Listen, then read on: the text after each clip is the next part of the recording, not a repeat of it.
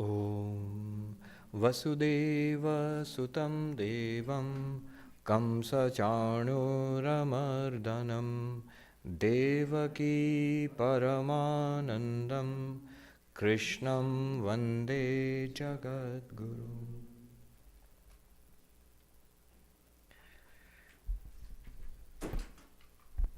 Before we start, a quick announcement. Next week, there won't be any classes. The Tuesday, Wednesday, and Friday classes are cancelled. There's the World Parliament of Religions, which is going on in Toronto now, so I'm going there day after tomorrow. So Tuesday class, Wednesday class, and Friday classes are cancelled. But of course, day after tomorrow, the morning program is there. I'm here giving the talk. So especially the next week's Friday Gita class, it won't be there next week, but the week after that, of course, there'll be the class again. We were studying the Bhagavad Gita second chapter, where Sri Krishna is teaching about the real nature of the self. And we studied the 16th verse of the second chapter. I mentioned that it's a difficult verse, a very profound verse. Let's chant it again, and then we will proceed. 16th verse. Nasato vidyate bhavo, nasato vidyate bhavo, na bhavo vidyate satah, na bhavo vidyate satah, ubhayoropi drishtvantaha, ubhayorapi drishtvantaha, Tvanayostattvadarshibihi, Tvanayotattvadarshibihi. Very profound verse which says that the unreal, the false, never really existed. And the real, the real self, the Atman, what we truly are, it can never not exist. So what he's basically saying is, the entire world of experience, all those things which are created and destroyed, for us, they appear to exist for some time. This world, our bodies, people we know, they appear to exist for some time. But that's an appearance. That's what has been pointed out. And do you remember the underlying logic of this approach? That a distinction was made between an intrinsic property and an accidental or incidental property. And do you remember the example that I used about the potato being boiled and it's hot, and the water boils and the water is hot, and the pan in which the water is boiling, that's hot. But none of these things are hot in themselves. They gain heat and then they lose heat. Whereas the fire underneath is always hot. As long as it's burning, it's always hot. So the pan and the water and the potato, they all borrow heat, as it were, from the fire. Why as it were? They actually do borrow heat from the fire. And they lose heat also. So the heat is an extrinsic or an accidental property for these, the pan and the water and the potato. And notice the nature of an accidental property or an incidental property. It comes and goes. I gave the example of borrowed money, buying things on credit. So it comes and goes. It's borrowed. It doesn't belong to that entity. Which means the lesson we take away, the principle we take away from it is that accidental or incidental properties are those which are not intrinsic to the very nature of a thing. They come and go. A thing can be with it and can be without it also, and can possess it for a time being. So what? If this is understood, now apply it to existence itself. Applying it to existence, what will happen if existence is an incidental property? Sounds very philosophical or abstract, but it's not. Remember, incidental properties are gained and lost. If existence is an incidental property, it will be gained and lost. What is the meaning of gaining existence or losing existence? It simply means being created and destroyed, being born and dying, coming into being and going and losing existence, coming into existence and losing existence. In other words, what you call a thing which is created and destroyed, born and dies, impermanent. In Sanskrit, anitya, impermanent. So what did we derive from this? Those things which are impermanent do not have existence as their intrinsic nature, as their very nature. They borrow existence. Now, two interesting things come out of this. There is space here also, I think. You can sit here. I think there's space here. Yeah. Right, okay. Two things come out of this. One is, what do they borrow existence from? Are you with me so far? I always, this is a difficult subject. If you get the hang of it, it's not difficult. I give the example of, in the Tintin comics, we used to read as kids. There was this Professor Calculus. I can see some people nodding. You've read it. So Professor Calculus is explaining some complicated nuclear reaction to Tintin and Captain Haddock and Thompson. So they're walking along, and and you can see Captain Haddock scowling because he can't understand what's going on, and Professor Calculus looks back and says, "Do you follow me?" And the captain scowls and says, "Yes, I'm right behind you." So not follow me in that sense. What does it mean to gain existence and lose existence? What does it mean in that case? Two things it means. One is that these things are not intrinsic. Existence is not intrinsic to the impermanent entities, by which we mean everything in this world is impermanent. Everything in this world is impermanent. And that means they have borrowed existence. One. The second thing is, it means it has borrowed existence from something. There must be something which has lent existence, which has existence as an intrinsic property. Which really, what would it mean to have existence as an intrinsic property? Remember, fire has heat as an intrinsic property, which means as long as fire is burning, there is heat. If something has existence as an intrinsic property, if it has an incidental property, it will be born, it will die, it will be created and destroyed. If it has existence as an intrinsic property, what will happen to that thing? Do you remember? It will always exist. Fire has heat as an intrinsic property. It's always hot. If something has existence as an intrinsic property, it will always exist by that logic. Now, one might say that all this is fine, but in the real world, very interesting, the use of the term real. Real literally means existing. In the existing world, where is such a thing? Something which has intrinsic existence, which exists forever, which is not born and destroyed. And then, do you remember, Shankaracharya pointed out, we did a close reading of Shankara's commentary on the verse. He pointed out, Sanghata, Sanpata, Sanhasti, the pot exists, the pot is, the house is, the elephant is. House, pot, elephant are different. They're different from each other. They are not the same thing. But in each of them, we have the intuition of existence. Is. We don't pay any attention to it. He said, if you remember, our experience has this dual nature.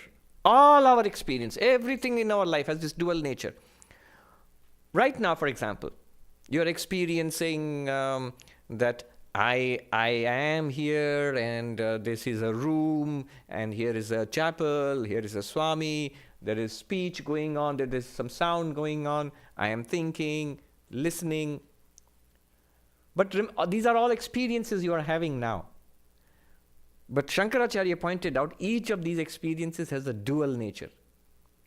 One part is the thing which you are experiencing, the other part is the existence of that thing. Notice, I am. Look at the word am. It means existence. The room is. The chapel is. Speech is. How do you experience speech? Do you experience it as existing or non-existing? You obviously do not experience anything as non-existing, because if it was non-existing, you wouldn't experience it. So literally we experience, everything we experience is pervaded by isness, a sense of being. And Shankaracharya takes pains to point out, it is very well established in your experience. You're actually experiencing it. Existence. And it's an interesting thing. If you experience a book, there is a book and you're experiencing it. If you're experiencing existence, there must be something called existence. Let me repeat that. If you're experiencing a book, there must be something called a book which you have in your experience. If you're experiencing existence, there must be something called existence which you are experiencing. So there is this one underlying isness, which Vedanta calls pure being, Sat. Pure being, existence. Literally, Sat means pure being, isness, which is always available to us, which never goes out of existence. And do you remember we had all those interesting questions? If a pot is destroyed, so the pot is not. And Shankaracharya would say, first of all, the broken pot is. The isness continues in the broken pot. And there are other pots. So you suppose all pots are destroyed. Well, there's the cloth and there's the house. And then there was a very interesting question. Suppose everything in the universe is destroyed. Where will existence be? And then very interesting conclusion was, all these things in the universe, all names and forms, they manifest existence. If the names and forms are gone, existence remains, but there's no way of appreciating it. All these things we discussed. So the conclusion was, in this world of experience, whatever we are experiencing in the world, there is an isness, which is permanent, which is not born, which does not die. That never goes out of existence. It cannot, logically. And there is this continuous stream of appearances, things and places and people and events, our own bodies and minds and thoughts, which come and go, which pop in and out of existence. And they borrow existence and they appear to exist for a while. Then they lose existence and they go out of, they die or are destroyed. And the conclusion being, I am that pure existence. I am that infinite, that unlimited existence, always experienced. And every other thing in the world, that other thing, other than existence, in itself it has no existence. They are all appearances. They are what is called mithya, the false, the apparent. And it said, the one who is clear about this is the Jivan Mukta, the enlightened while living. This is the goal of Vedanta, to live like this. That I know my real nature and everything in the world is an appearance in me. Nothing in the world can shake me because I am beyond death. I am beyond change. The real me, not the body, not the mind, not this little person. So the enlightened person is very clear about these two. He said the ones who are enlightened, they know these two separately. What are the two? The real, pure being, which I am. And appearance, name and form, which appears in me and disappears in me. So these two are very clear for the enlightened person. Now, moving on, 17th verse. So it is a very philosophical verse, but what is the practical conclusion of that verse? What follows? 17th verse. Avinashi tu tad vidhi, avinashi tu tad vidhi, yena sarvamidam tatam, yena sarvamidam tatam, vinasham abhyayasyasya, vinasham abhyayasyasya, na kaschit kartum arhati, na kaschit kartum arhati.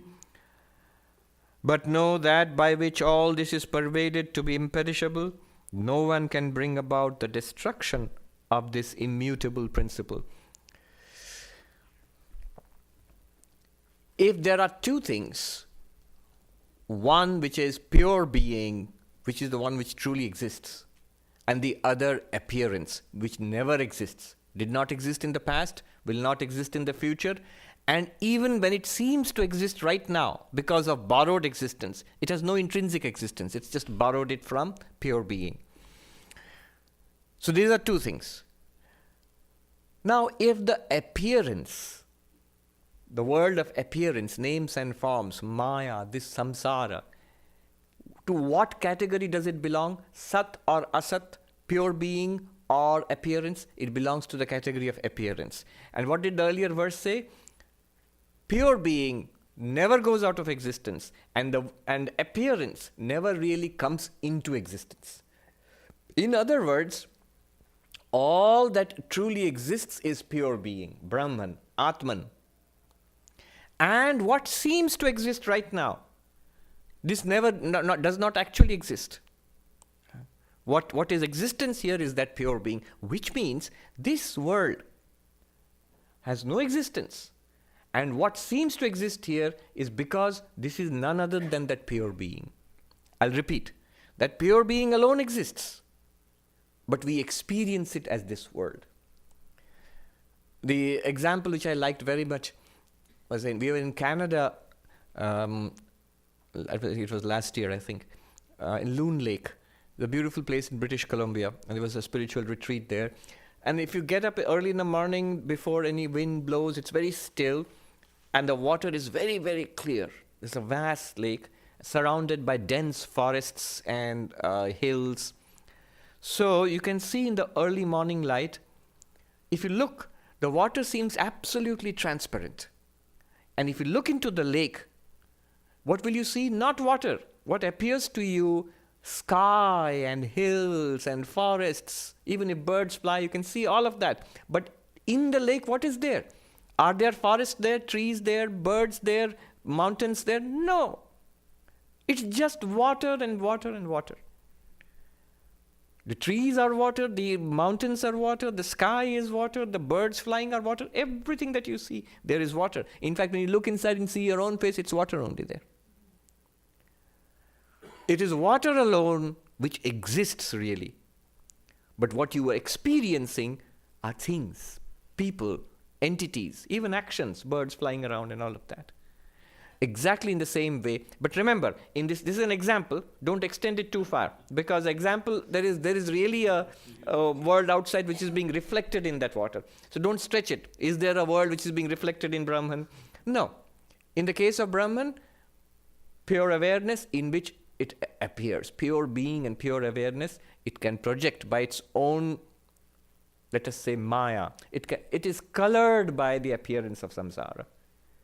So it says, here itself, when you are experiencing the world, what follows is, number one, here itself is that Brahman, pervading all of this. Avinashi tu tadvidhi, that indestructible, that pure being. Know it where? Yena sarvam idam tatam, a very beautiful phrase, by which all of this is pervaded.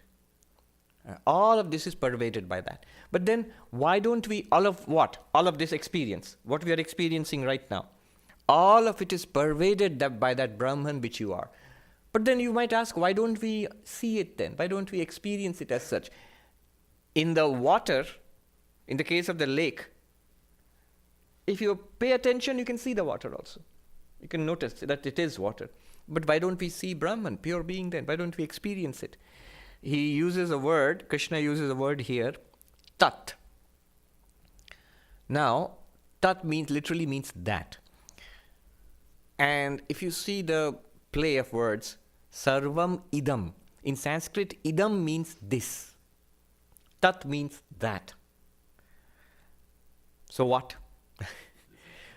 This, a little bit of Sanskrit grammar here. The word this is always used when something is immediately available for experience, for perception. So you can see it, hear it, smell it, taste it, touch it. So you call it this thing which I see or hear or smell or taste or touch. And we generally use tat, that, for something which is remote, which is not immediately available to your senses. That place and this place. This place is something here, that place is something there. In English also we use this and that. That is remote And this is proximate. In Sanskrit, paroksha, aparoksha. Paroksha or pratyaksha. Pratyaksha means available to the senses. By using the word that, for what? For that pure being. Krishna is indicating it's not available for your senses. Just as the world is available for your senses. You can see it, hear it, smell it, taste it. You can interact with it. All the time, you are hearing, smelling, tasting names and forms, but it's given reality by that being. But that is not an object for senses. It's not something that you can see. It's not something that you can hear or smell or taste or touch. It's beyond the senses. Upanishads say adrishyam, literally invisible to the senses. Agrahyam, it is not an object for your motor organs. That means you cannot walk to it or grasp it. So that's why the word tat has significance here. Then he uses a beautiful phrase, yena sarvamidam tatam, by which all this is pervaded. Very beautiful phrase. It makes all the difference between high philosophy and a living philosophy, between abstraction, beautiful abstraction, very clever philosophy, and a living philosophy available to all of us. Yena sarvam idam tatam. See, one might say, what is available to me? What is available to me is this world, not your abstract philosophy. And he says, yes, by that thing which we spoke about, this world of yours is pervaded through and through. It's available right here. Yena sarvam idam tatam, by which all is that pervades everything. All this is pervaded by that pure being. One might ask, how is it pervaded? Because pervading might mean, here is a room. It was dark, and we switched on the lights. So the light has pervaded the room. But remember, light is something different, and the room is something different. The room can exist without the light, and lights also can exist without a room. So room and light are two different things.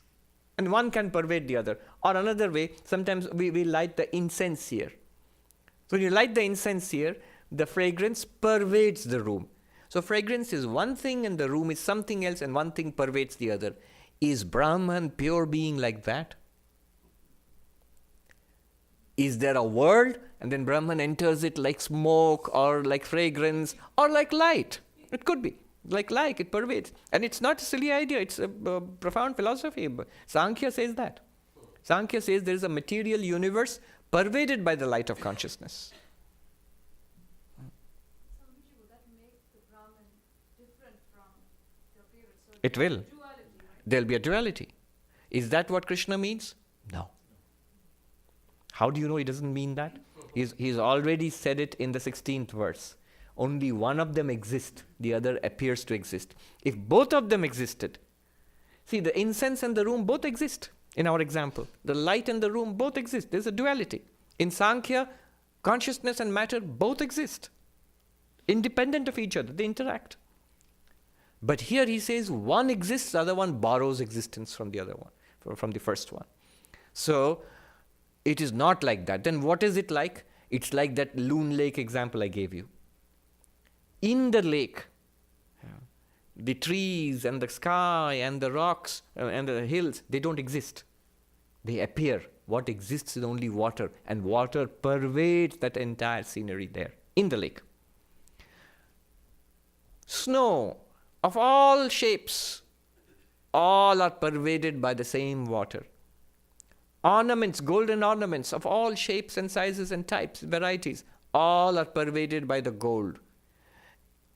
Waves in the ocean, clay in the pot, classic examples in Vedanta, clay in the pot, all kinds of pottery. Pottery barn, huh? Amsterdam Avenue, it's there. So it's pervaded by clay, all are pervaded. But just how are they pervaded? It's not that there is a pot and clay walks in there, hello Mr. Pot, I'm going to pervade you. No. The pot is virtually constituted of the clay, through and through. The waves are constituted of water, through and through. Icebergs are constituted of that water, through and through. No matter what the shape or the size or the form, ornaments, extraordinary variety of forms. all pervaded through and through by one substance, gold. In the same way, Brahman, that pure existence, pervades everything that we experience, through and through. The nice phrases they use in the Himalayas and among the monks. You can appreciate it. In Hindi, they are very effective. I'll tell you in Hindi and translate it into English. This pervading, everything pervaded by God, through and through. I'm using the word God as the absolute, Brahman, pure being. The phrase they use, Thasathas bharpur. It's a very homely phrase. Bharpur means filled up. Thasathas means packed. There's not the slightest space for anything else left. In Brahman, there is not the slightest space for any samsara. In the lake, where I saw all that, is there any space for mountains and trees? No, it's full of water. Have they parted and given, it can come and trees can come and stay here, and sky can be here and the mountain can be here? No. So, it is pervaded in that way. Pure being pervades our experienced universe in that way. Now this phrase, by which all this is pervaded, yena sarvam idam tatam. Tatam means vyaptam in Sanskrit. Vyaptam means pervading. This comes 3 times in the Bhagavad Gita. And the context is beautiful. Once it comes here, the 17th verse of 2nd chapter. The other time it comes in the 22nd verse of the 8th chapter. It's 22nd verse is Purusha sa para partha bhaktya labhyastu ananyaya yasyantasthani bhutani yena sarvam idam tatam. Yena sarvam idam tatam. It says that there is the transcendent being who can be attained only by devotion, by one-pointed devotion, by love, in whom all beings exist, by which this entire world is pervaded. Yena sarvam idam tatam. Who are they talking about? They're talking about God. Do you see the interesting thing? In the 2nd chapter, who is it talking about? He's talking about you. You are that pure being. Because the whole subject was the self, Atma.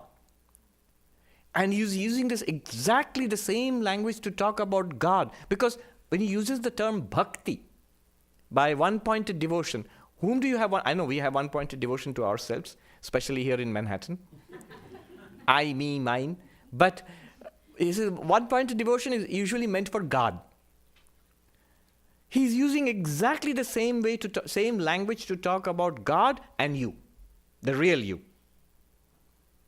You are the transcendent being, pure existence by which the entire universe is pervaded, which constitutes the existence of the entire universe. One.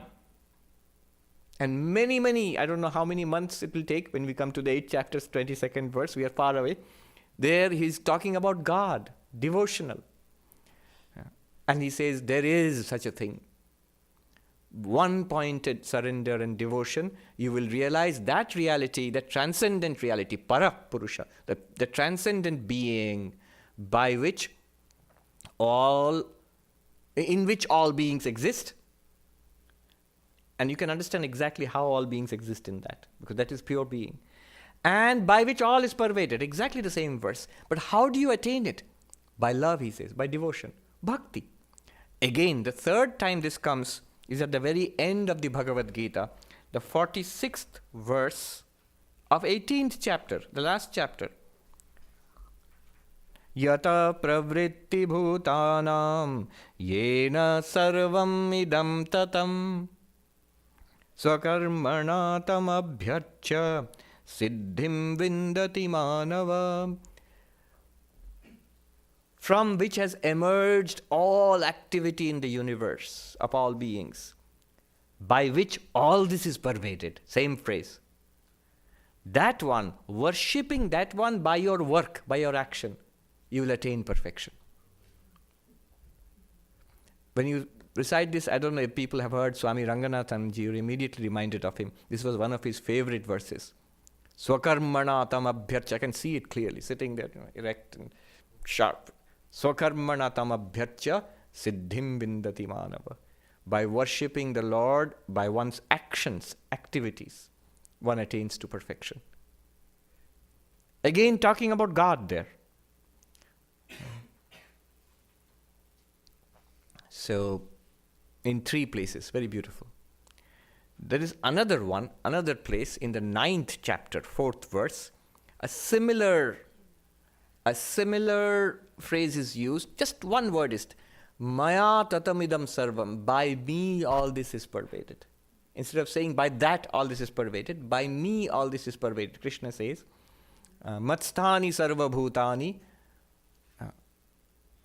nacha matsthani, and he says, Matsthani sarva bhutani, in 9th chapter.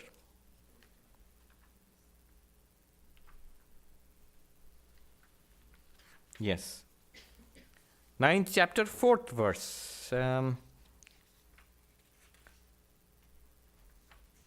By the way, if you are impressed, how is he cruising all across the Bhagavad Gita? I could see that in some of your faces. Don't be impressed. I put in hard work. I was studying it today. But yes, there are people.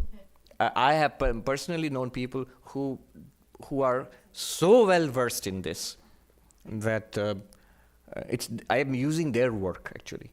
So that's why it seems like magic. Somebody else has put in the hard work. Maya tatamidam sarvam jagad abhyakta murtina. See, you can understand it immediately. All this is pervaded by me in my unmanifest invisible form. What is the unmanifest invisible form? Pure being, isness. Matsthani sarva bhutani nachaham teshu avasthita. All beings are in me. Watch the magic here. All beings are in me, yet I am not in them. What does it mean? Imagine, somebody mistakes a rope for a snake. Can you say that snake, though mistaken, that snake is actually in the rope? The rope can say, yes, it may be mistaken in me, but I am not in that snake. That doesn't exist at all. Similarly, what does it mean? It's only the rope which exists. It's only pure being, it's only God, it's only absolute which exists. It's not that the absolute exists and the world exists and the absolute exists in the world. No. That's what Krishna is saying. That is pure Advaita. The next verse after that, the 10th verse, the 5th verse of 9th chapter, it says, Nacha matstani bhutani pashyame yogameshwaram. These 2 verses together, when we come to it eventually, many months later, 4th and 5th verses of 9th chapter, they establish Advaita Vedanta and Maya. What he says is there, that I pervade this entire universe in my invisible form, unmanifest form as pure being. All beings are in me, and I am in them. And the next he says, in truth, none of them are in me either. He flat out contradicts himself. He says, all beings are me. The next verse he says, they are not in me. Pashyame yogameshwaram. Look at the power of my Maya, which means they are appearing in me. Can the Loon Lake not say, I pervade all these trees and plants and mountains and skies in the lake by my power, water, by my existence as water. All these plants and lakes and mountains and sky is in me. Yet I am not in them. And in truth, none of them are in me. Would it not be perfectly right? Yes. Exactly like that. That's the lake. Here it means you. You, the pure being, pure awareness, entire world of your experience appears in you, shines in you, disappears in you. You pervade it all. All right. Now, when I say these things, remember my sources are, of course, the original Bhagavad Gita and a variety of commentaries, ancient, medieval, and modern. Once in a while, if something occurs to me, I will tell you. But I'll flag it so that you know it's not coming from any venerable source, it's just coming from this guy. So what occurred to me today, this is not from any kind of commentary. When I was looking at the 3 + 1, 4 occurrences of this phrase, 2nd chapter, 8th chapter, 9th chapter, 18th chapter. You know what occurred to me? Notice. The 18th chapter clearly is Karma Yoga. Worshipping the Lord by your action, you attain to perfection. The whole teaching of Sri Ramakrishna, Vivekananda, seeing Shiva in all beings, worship them with service. Shiva Jnani Jiva Seva. Exactly, it follows from that. The one in the 8th chapter, Labhyastu Bhaktya Ananyaya, it is attainable by one-pointed devotion, by love, by devotion. Bhakti Yoga. Then the 9th chapter, where he clearly puts out Advaita. All beings are me, yet I am not in them, and truly speaking, none of these are in me. The universe is actually not in me. They are not of the same level. Brahman and Maya both are implied there. Jnana Yoga.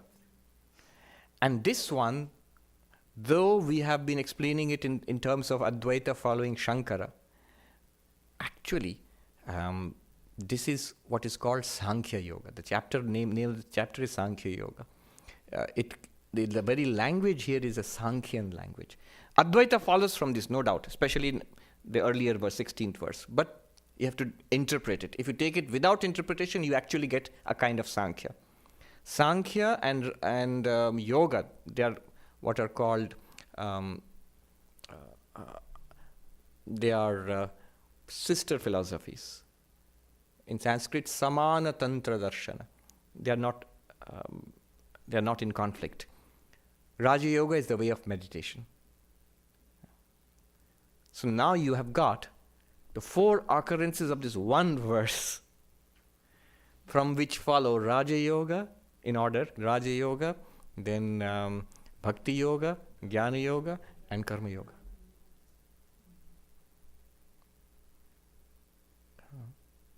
So that just sort of seemed to me that this has been put in these 4 ways throughout the book. But anyway.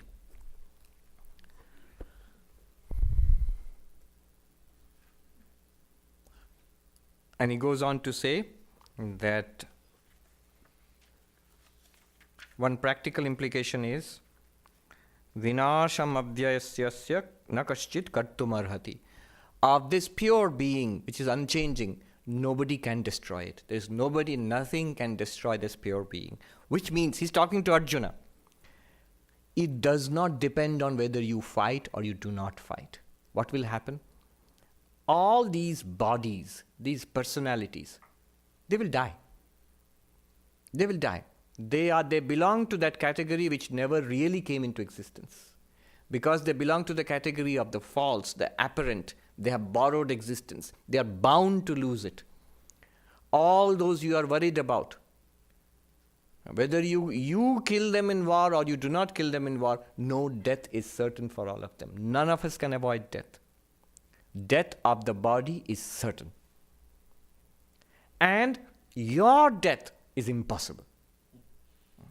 You cannot die. You, the real you, the spirit dies not. The body will die. There's absolutely nothing to be worried about there. That's what terrorizes the world, death. That's the final instrument of Maya, which keeps us in terror. And he says here this message of hope. Be clear about this. The body will not survive no matter what you want to do to it. No matter how much gluten-free and yoga. And the self, pure self, is never subject to death. It really does not depend on what you do. That's what he wants to tell Arjuna. What else do I want to say about this? A couple of points. One is, by this pure being is pervaded this entire universe. By that pure being is pervaded this entire universe. Now when Brahman pervades everything, pure being pervades everything, it does so equally. All differences are in Maya. There is no difference in Brahman. In the high and the low, in the living and the non-living, in male and female, in people of different races, in human beings and animals alike, the same divinity. Vivekananda put it, he says in his inimitable way, he says, verily the lowest worm is brother to the Nazarene.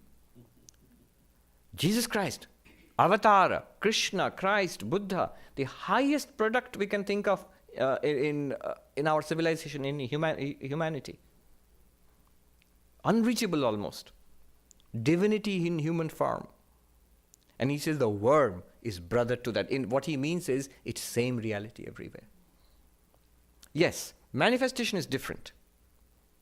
There is difference. There's tremendous difference. But all difference is in manifestation, is in Maya. In reality, there's only one reality. This is the tremendous conclusion of Advaita Vedanta. So this is one thing. The oneness of all existence. And the sameness, in down deep the sameness. Hence, what is the practical implication? The practical implication is that when we inhabit this world of difference, the implication is respect. The implication is harmony. Don't fight. Don't murder or kill, especially in the name of religion. You can see shades of my world parliamentary talk here. Yeah. So, harmony follows from this. The sameness of the divinity. How can you condemn another person, another race, another gender? Because the same divinity is there. Yeah, are you going to condemn God? Swami Vivekananda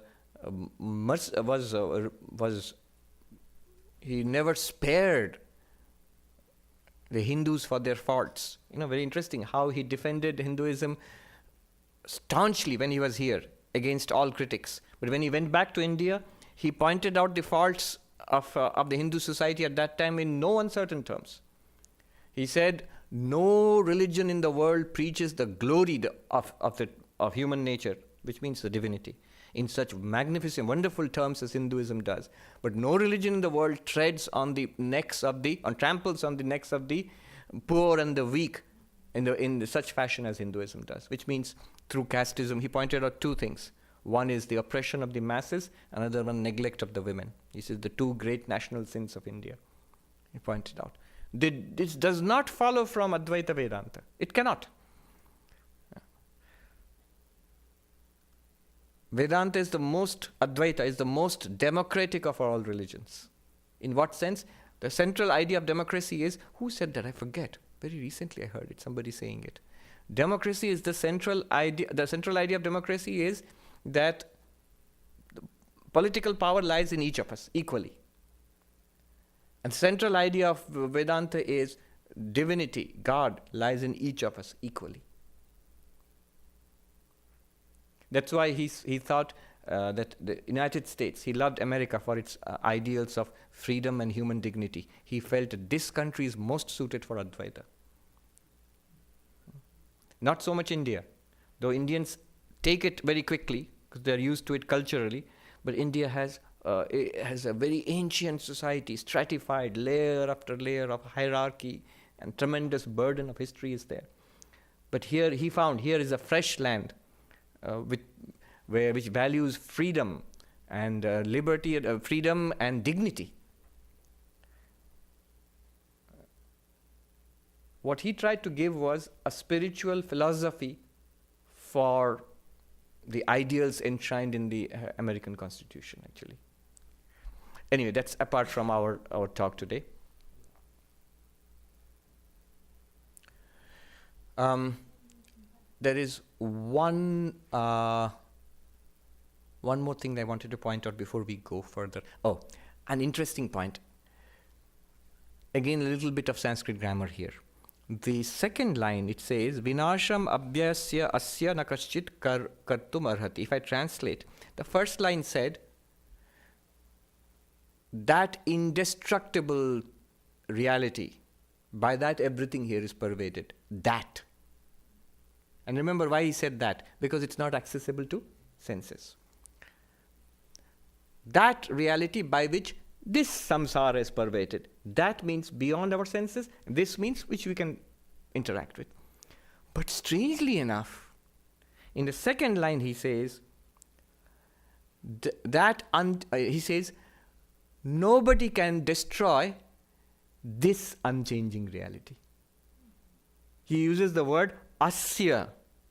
Of this unchanging reality, nobody can accomplish the destruction thereof. This is, it's clumsy in English if you translate that way.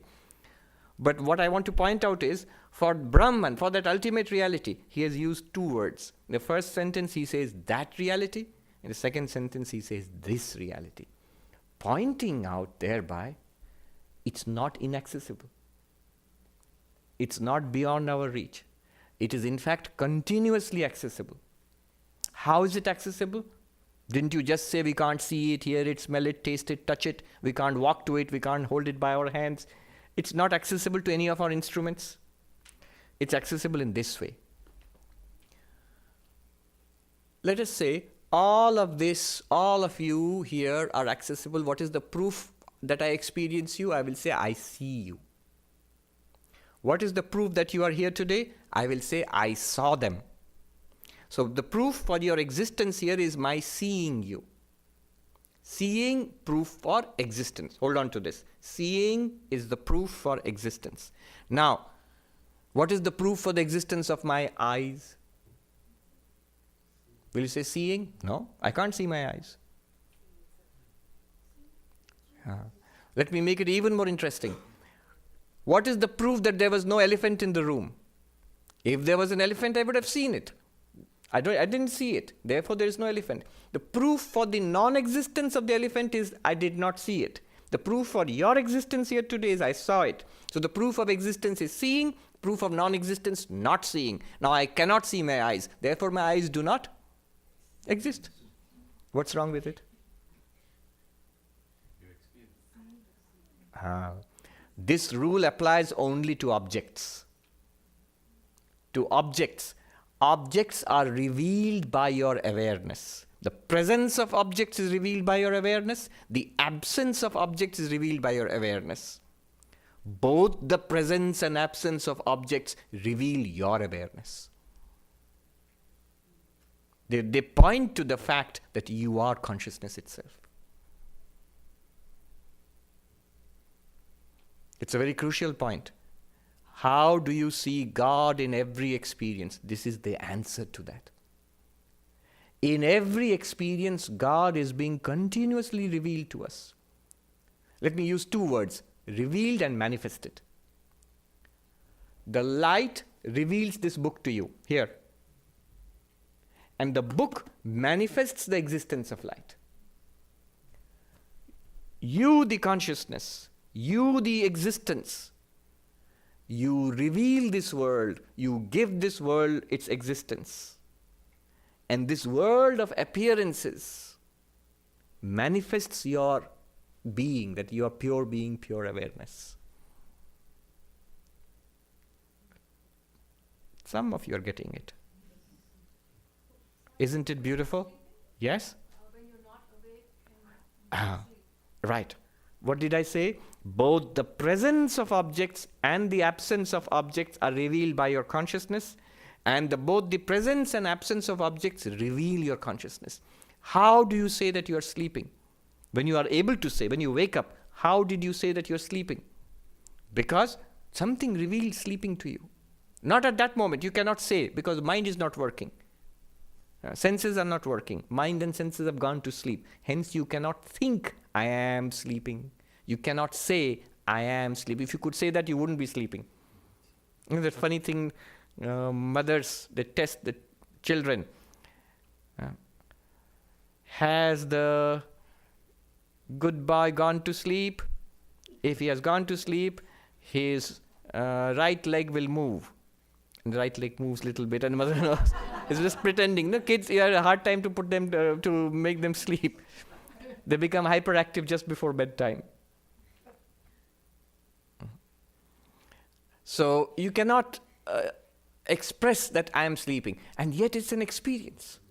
It's an experience of absence. It's not the absence of experience. Deep sleep is not the absence of experience. Yeah.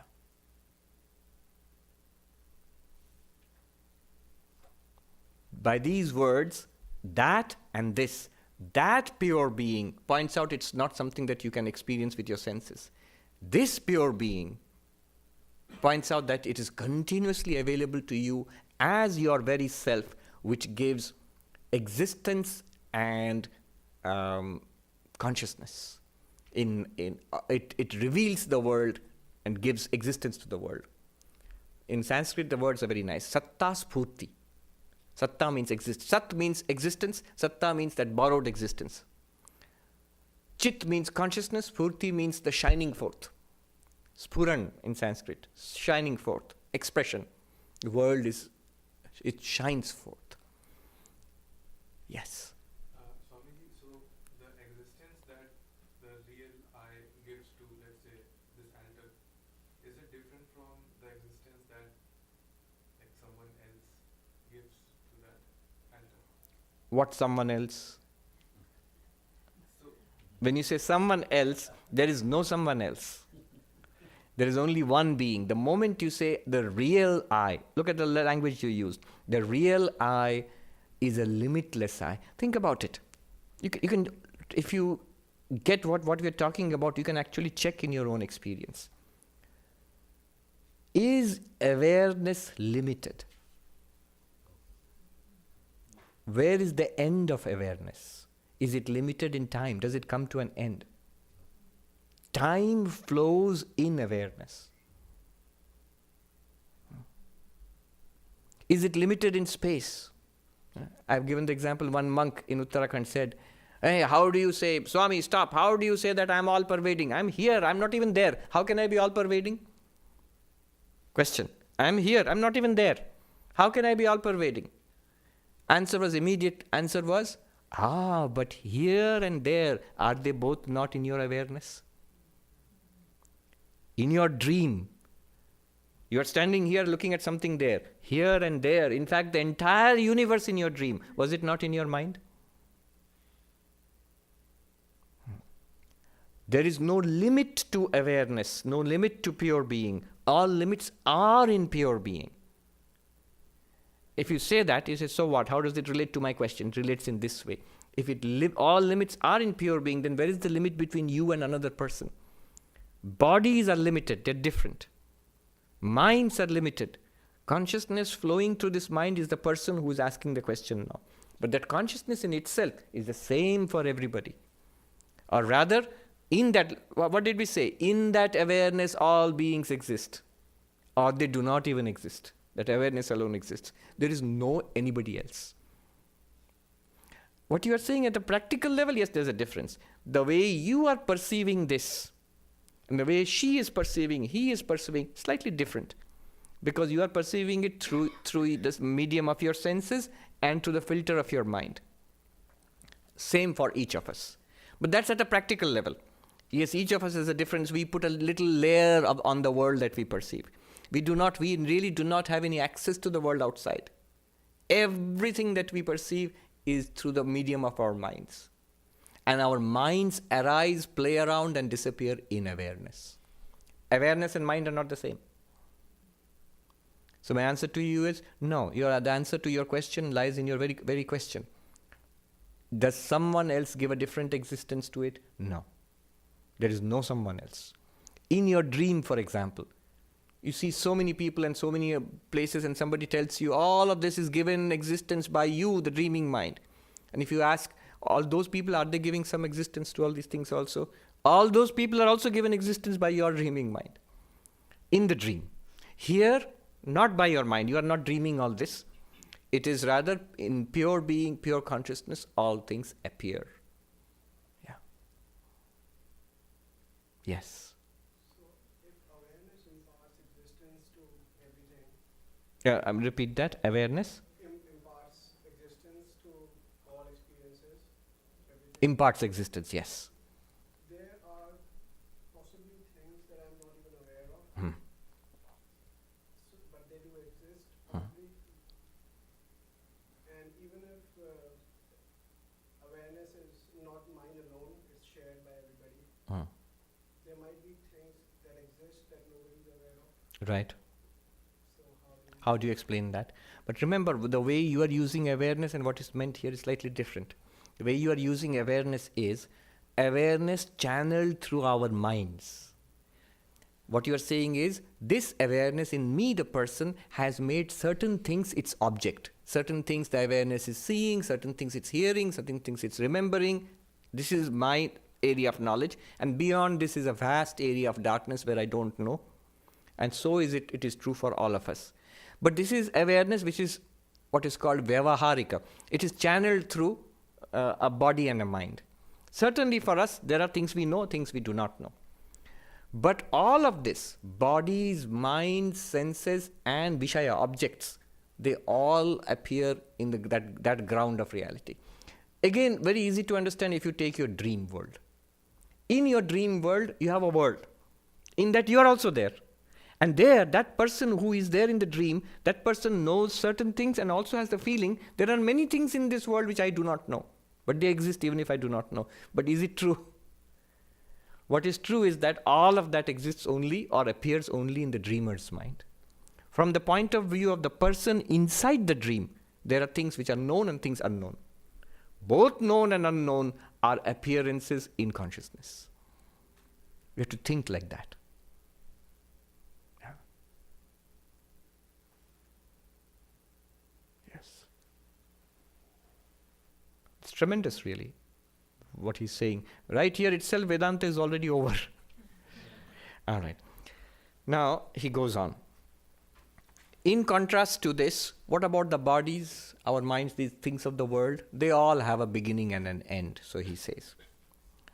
18th verse, Krishna says, Antavanta ime deha, Antavanta ime deha, Nityasyokta sharirinaha, Nityasyokta sharirinaha, Anashino prameyasya, Anashino prameyasya, Tasmat yudhyasva bharata, Tasmat yudhyasva bharata.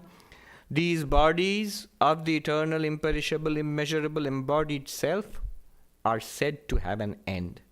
Therefore fight, O descendant of Bharata. Now what about this life? First of all, this particular body, this particular manifestation in awareness, it has a beginning, it has grown, it will age, it will pass away. Do not worry about it. As long as it exists, take care of it, use it, act in this world. Very interesting. What follows from all this high philosophy, tasmat yuddhasva. Again and again and again, Krishna, he has a motive in all of this, to engage Arjuna in the Mahabharata war. But what follows from what seems to be a very abstract philosophy is a philosophy of action. It enables you to act properly in this world, without attachment, without ambition, greed, without fear and terror.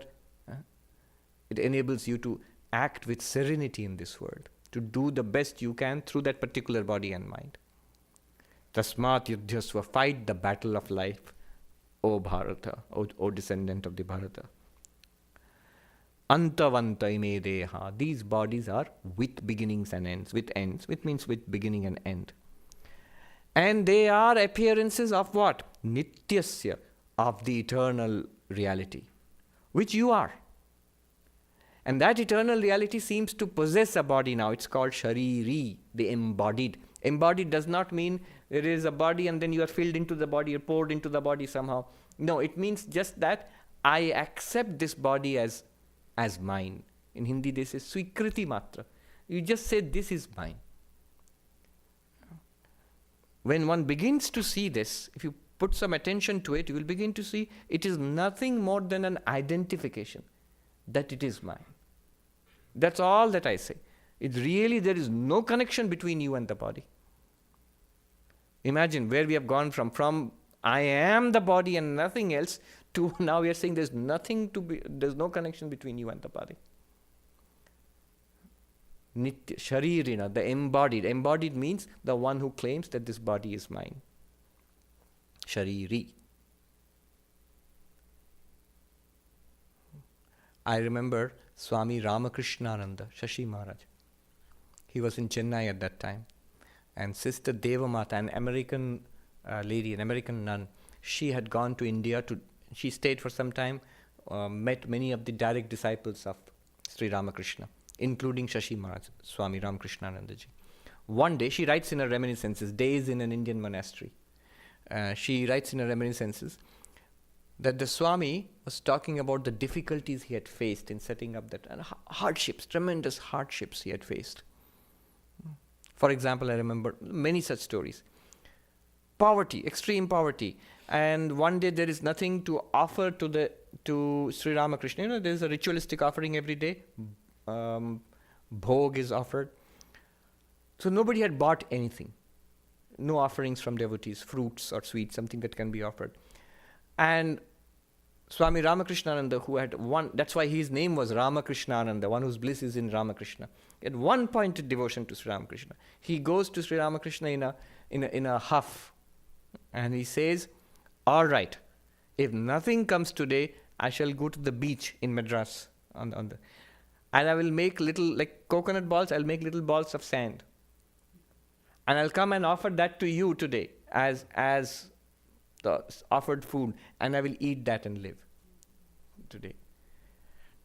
As he said this, little while later, somebody turned up at the monastery, a devotee with a lot of delicious foods and everything. So Sri Ramakrishna, he can be threatened.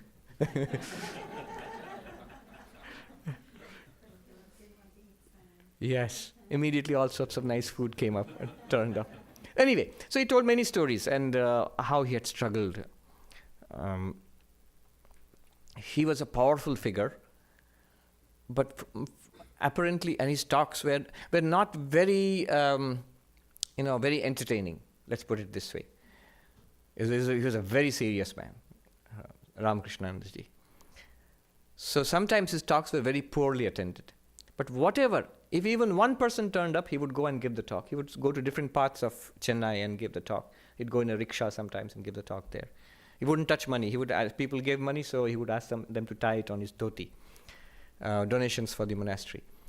And it so happened one day in torrential rain, and that place is flooded. He wades through knee-deep water, dirty water in the sewers there, to go to the place where he has to give a talk. And he goes there because he has to give a talk there. Nobody has turned up. He sits there, gives the talk, and comes back. Yeah. So he said, I'm not doing it for a person. I'm offering it to the Lord. The Lord is always present. They seriously meant it. And so on. So many experiences he tells. And Sister Devamata writes that I was indignant. Why should a person like Swami Ramakrishnananda, this saintly person, why did he have to suffer so much? I felt so bad. So I said to him, Swami, why did you have to suffer so much? And then she writes, he looked startled and surprised, and he said, what are you saying? My real life is infinite. Let the Lord play with this little life as he will. Nitya, of the eternal. This little life, born yesterday, fated to die tomorrow. What is it to you? Give it to the Lord and let the Lord play with it as he will.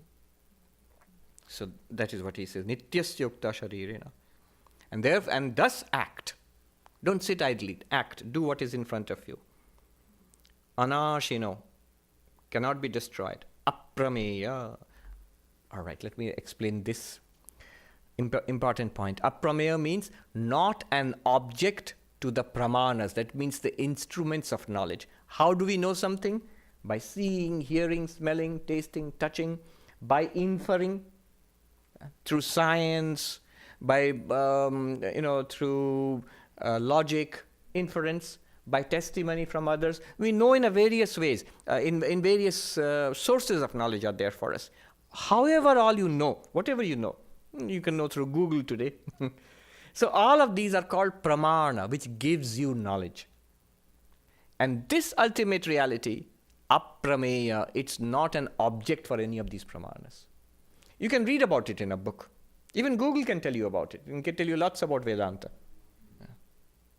But it really will not give you enlightenment. You cannot grasp it directly through any of this. Just the way you can see it with your eyes, you can touch it with your hand. You can say, I know it. In that way, you cannot know Brahman. So it is called aprameya, not an object to the sources of knowledge. Sources of knowledge, pratyaksha, that means direct perception. Then anumana, inference. And then shruti, that means that is scripture, testimony, instructions from trustworthy sources. Shabda pramana is this. And there are secondary pramanas also. Technically there's something called supposition, like arthapatti. There is anupalabdhi. Absence itself is a pramana. We will not go into it. A lot of technicalities. The whole system, the whole thing is called epistemology, the science of knowledge. It's a branch of philosophy, very big branch of philosophy. But the point here is, all the sources, epistemic sources, pramanas, do not operate on Brahman. So this leads to a problem. The problem is, all this you are saying, what is the proof? Again, the same thing. Proof that this book exists, I see it. I can touch it. All of us see it. So it exists. What is the proof that this pure being, pure consciousness exists? What is the proof? I was talking to a philosopher recently, NYU, and he said, what is the proof? But you're saying that it exists, such a thing. Aprameya. You know what is the proof? The answer is there in that example of the eyes seeing. What is the proof? You know what an Advaitin will say? He'll say, all the sources of proof, these methods of knowledge, pramanas, they all operate because of it.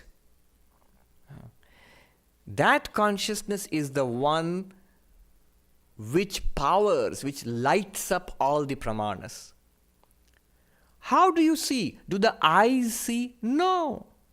It is consciousness which sees through the mind and the eyes. Do the ears hear? No. It is consciousness which hears being channeled through the mind and the ears. Does the intellect do science? No. It is consciousness channeled through the intellect which does science. It is consciousness, in consciousness, and through consciousness, everything is happening. So this is the answer that Advaita Vedanta gives. It is not an object to pramanas, but all pramanas. The Sanskrit phrase is pramana, sarva pramana prameya vyavahara. All activities, epistemic activities, are grounded in consciousness.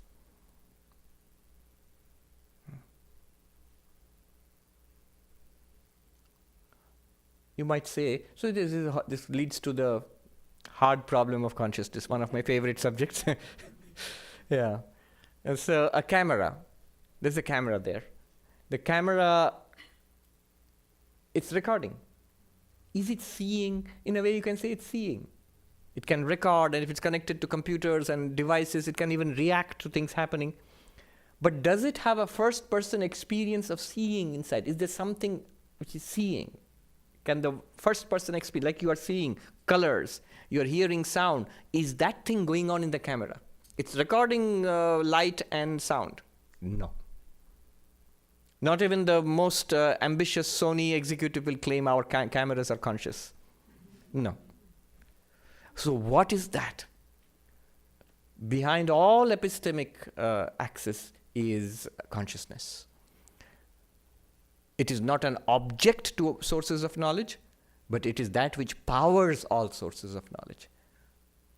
Therefore, I'll leave you with this thought. In all knowledge, it is available. Just as eyes are available in all seeing, though they are not something you see. Mind is there in all thinking. Similarly, consciousness is there in all experience. Our attention it flows through the objects of experience. But if you know this knowledge is there with you, you can know that consciousness, within quotes, know. You can know it by being it. Brahma Veda Brahmeva Bhavati. The knower of Brahman is none other than Brahman. Yes. So 2 questions. This lady first, and then I'll go to you. Yeah.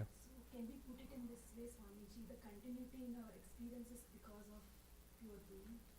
The continuity continuity in our experiences. Let's call it pure being awareness. Sure. Pure being awareness. I will modify it. That's right. I'll modify it in this way. She asked, is the continuity in our experience due to pure being? So let's call it being awareness. Sat Chit. Existence consciousness. The continuities and the perceived discontinuities are all due to that pure being. There are perceived discontinuities. Deep sleep, anesthesia, discontinuities. All amnesia, memory failure, very boring Vedanta class. The class went away in a twinkling of an eye. What happened? Your mind was elsewhere. So. But that is also revealed by the same continuous awareness. Yes.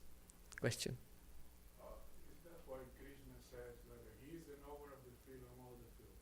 Yes. That will come in the 13th chapter. Very powerful statement. Kshetragyam chapi mam vidhi sarva kshetreshu bharata. I am the consciousness in all bodies and minds. Literally, I am the knower of the field in all fields. This relates directly to your question. The gentleman here who asked the question, other people. Because we feel, I am the knower of this field. This body is a field. In this, I am there as the knower. Krishna says, how many knowers are there? He says, there is only one knower. Apparently, there are many knowers. With respect to bodies and minds, many, many knowers.